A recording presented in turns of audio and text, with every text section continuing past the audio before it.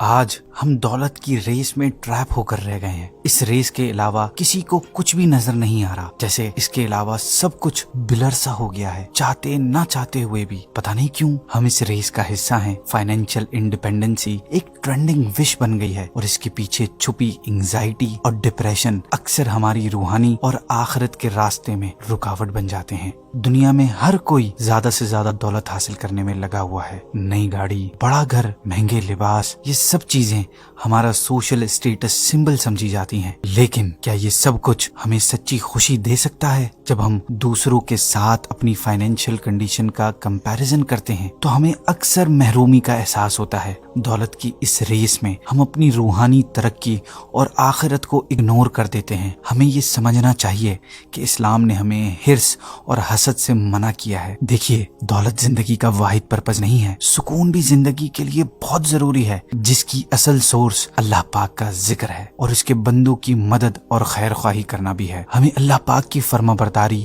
اور اس کے بندوں سے اچھے تعلقات قائم رکھنے کی کوشش کرنی چاہیے، دوسروں کی کامیابیوں پر خوش ہونا چاہیے اور حسد سے بچنا چاہیے۔ پھر دیکھیے گا کہ آپ کبھی فائنینشیل انڈیپینڈنسی کے اس ٹریپ کا شکار نہیں ہوں گے۔